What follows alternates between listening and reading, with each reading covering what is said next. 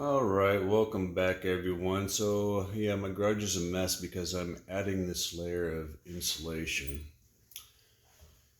on the interior part. Ideally, realistically, what you'd want to do is remove the interior walls and put in new insulation, but I'm avoiding that because I have an option to get this insulation board that's a composite, what they call a composite. And it's industrial grade insulation. This white stuff here happens to be 3 inches thick. I've removed the storage cabinet that was there, and later on I'm going to build something that goes all the way up, but for right now I got my plastic one there. And it looks something similar to that one right there. The OSB I put on that side for noise reduction and also help with heat transformation from the interior of the garage, because the sun likes to beat in through the door and through here, and plus the roof gets obviously very hot here in Texas. So what I basically want to go over is, you see how I've made nice tight joints right here between this foam board and the aluminum hinge right here. I just cut this stuff on my table saw. And I know it looks like a big gap, but what it is there's actually a rabbit, right? Let's see if I can get further back and zoom in. Anyway, you can't really tell that. So what you can't see back in there is actually the thickness of this board that runs this way, right? That's what's going on, similar to right here. Right, that's all that is. So we've got a big rabbit right here.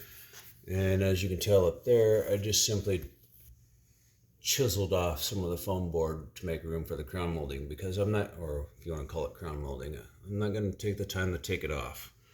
Then I'll go through and then I'll put some spackling compound and some caulking wherever is needed. And yeah, nothing, well, obviously the foundation has settled over time, so nothing is square. You know, I've been super frustrated over how things are not square in this place, and despite me making things square, I end up with what you call big gaps up there. And I'm assuming most of that's because of the foundation. As we can see, you know, maybe hard for you guys to discern it, but we've got cracks. Right, this is an older house right here. Got cracks everywhere in the concrete slab. This is a slab style foundation. But the main goal is to reduce my energy demand on the interior of the house, and to help do that is to install some sort of insulation, and this is going to be the most cheap, cost-effective means for me, the way to do that. And it may be for you too, because, you know, removing all this shit right here or drilling holes in it, have some guy pump some shit in there that may or may not work. You know, it's kind of iffy, but I know this is going to work, so now I'm going to do the same thing over on this side. I'm just going to simply, with a Sharpie, I'm going to mark it right here. And I'll take a measurement from here to here, which is about 5/8 of an inch, right? And then I'll draw a line that way. And I'll set my table saw accordingly. And then I'll do the same thing on the next one. Then what I've also found is if you use a high-speed cordless drill and a long enough drill bit, you can basically cut this stuff out like a CNC machine by hand, right? So I'll get my garage door opener, my light switch. No, I'm not replacing any of this because it looks ugly just yet.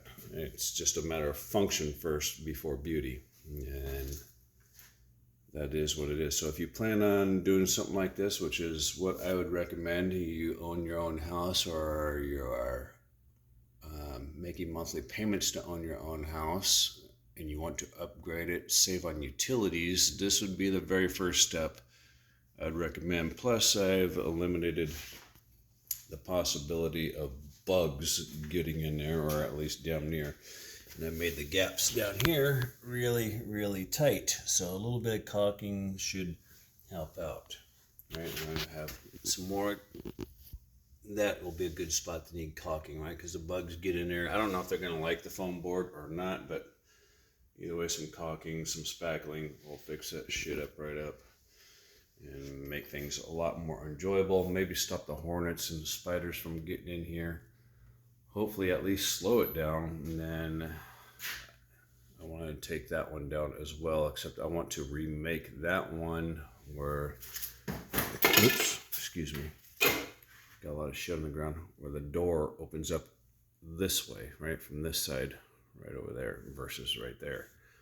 Because when you pull your car in here, you want to do an oil change or a fan belt or something else, you want access immediately. You don't want to have to come up here and turn a corner, open a door. You want instant access to if you're working on your car. So I think, yeah, it's not I think. I'm going to remove this and then change it around, build a different one. And I think I'll just make it full length. I'll make it full length all the way over there. Other than that, I hope you guys get inspired, get creative, and have a good day.